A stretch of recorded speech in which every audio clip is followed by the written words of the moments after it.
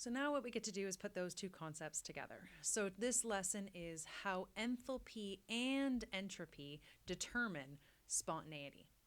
So what we're going to be looking at in terms of spontaneity is that a reaction can occur spontaneously, which means it'll either reach equilibrium or go to completion, or it's just not going to occur. And what we're going to be looking at to determine this is which side, reactants or products, are favoring enthalpy and entropy. And you just have to remember that you always favor minimum enthalpy, so the exothermic direction, and maximum entropy, so the side with the greater disorder. Let's look at the first case. My first case is going to be a reaction that spontaneously reaches equilibrium. So let's look at this in terms of heat. If we look at the heat content of this system, the exothermic reaction is the reverse reaction because that's the side that's going to release the heat. So from an enthalpy point of view, the reactants are favored. From an entropy point of view, you've got a solid on the left and a solid on the right, but then you've got these two gases. So the products are going to have more entropy.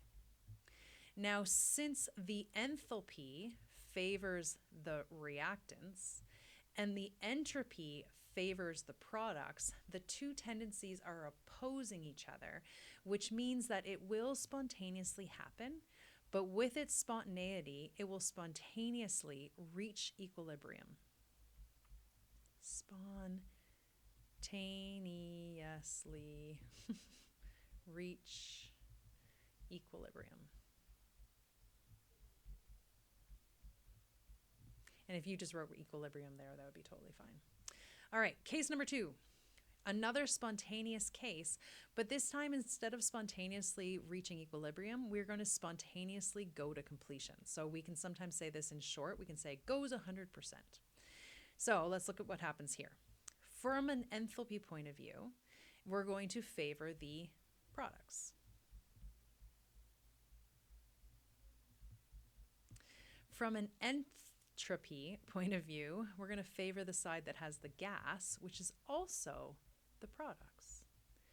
What I want you to notice is that both tendencies are favoring the product. So with all of these, you're assuming that you're putting reactants into the jar or container or the closed system, right? So if I put these two reactants into a closed system, both of its tendencies are towards the products.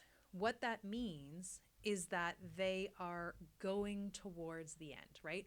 Both of the tendencies are towards products, which means it will spontaneously go to completion, or it just simply goes 100%.